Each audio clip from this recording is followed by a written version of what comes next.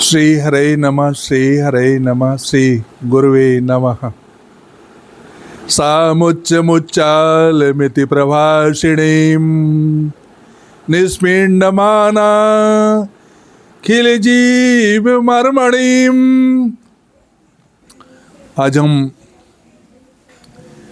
श्रीमद् भागवत के अगले क्रम में पूतना उद्धार पर चर्चा करते हैं, कथा का विस्तार। पूतना हमारे इंद्रियों में बस में करती है। मन में अंदर स्त्री का भाव झलक पड़े तो समझ लो कि मन में हमारे पूतना आवासी है और बहुत हमको सताती है। हमारे अंदर काम भाव जागृत हो जाए, मन में ऐसा कुछ हो जाए, समझ लो हमारा मन गड़बड़ हो गया है। स्त्री को ब्रह्म रूप में देखना चाहिए, ऐसा स्त्री का भाव है। इंद्रियों को संभाल कर रखना चाहिए, इंद्रियों के सारे द्वार बंद कर देना चाहिए, जिससे पूतना जैसा भाव हमारे मन के अंदर प्रवेश न कर सके। वह भगवत आराधन, भगवत जप, भगवत चर्चा हमारे मन में प्रवेश हो, ऐसी भगवान से बार बार प्रार्थना करते रहना चाहिए। और काम के रूप में 16 श्रृंगार करके वह पूतना नंद बाबा के घर आती है। बाहर गोपियों ने देखा सजी धजी हुई 16 श्रृंगार करके वो आई है, और गोपियों ने परिचय पूछा तो उसने गोपियों को बताया कि मैं तो नंद बाबा की बहन हूँ। और फिर दूसरी गोपी ने पूछा, उसको बताया कि मैं लाला की मौसी हूँ। मौसी पर गोपियों ने समझा कि मौसी बोल रही, और सीधे आंगन में प्रवेश कर जाती है। आंगन में प्रवेश करती है और वहाँ पर नंद रानी बैठी हुई हैं, यशोदा जी। बगल में वो भी जाकर बैठ जाती है। भगवान का पलड़ा रखा हुआ है और वो लाला को देखती हुई, लाला समझ गए पूरा सब खेल कि इसकी आंखों के अंदर कुटिलता है, और लाला को ऐसे उठा करके हाथ में और आंचल के नीचे छिपा लेती हैं और अपना स्तनपान पकड़ा देती। लाला ने भगवान भोलेनाथ शंकर का ध्यान किया है, समझ गए कि इसके अंदर स्तन में कालकूट लगा हुआ है। अरे जिसके पूत ना हो वही पूतना है, कोई पूत नहीं। दूध कहाँ से निकले, उसके अंदर वात्सल्य की धारा नहीं है।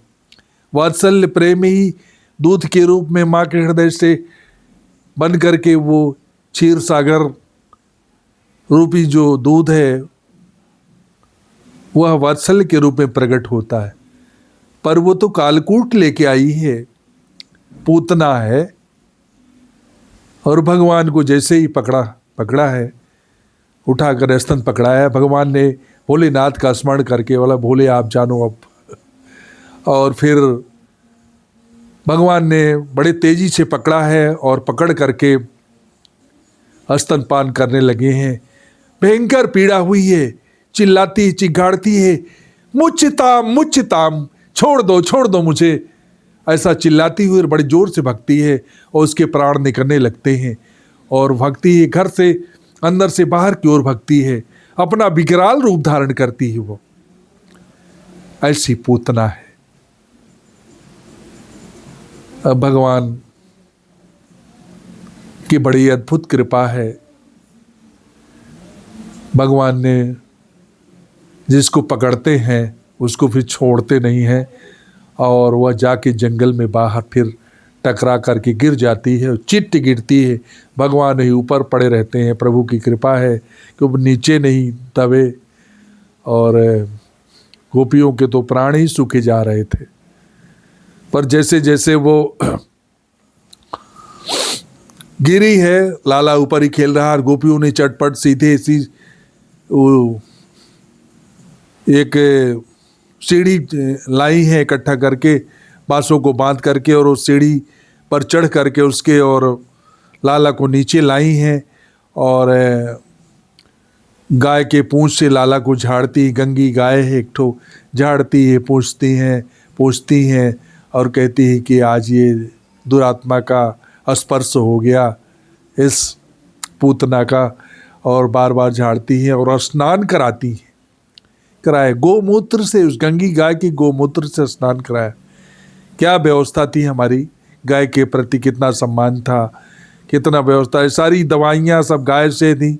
आज भी लोगों का एक रुझान बढ़ता चला जा रहा है, पर हमारा वेद संस्कृति हमारी गौ पर कितना विश्वास करती थी। 33,000 करोड़ देवी देवताओं का वास जिस पर है, और वैसे भी लीलाधर श्री भगवान गायों के ही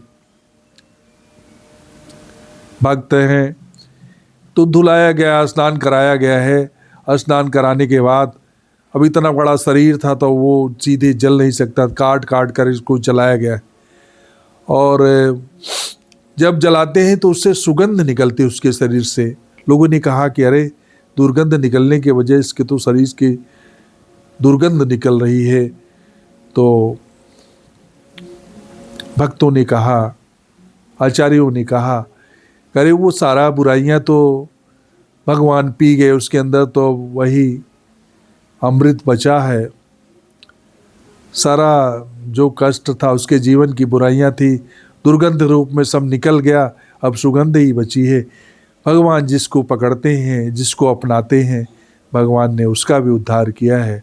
ऐसा दिव्य दिव्य प्रभाव उस प्रभु का है, उस हमारे ईश्वर का है जो सर्वयामी है।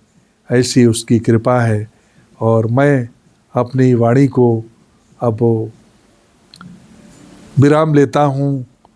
जय श्री राधे, जय श्री राधे, जय श्री राधे, जय श्री राधे।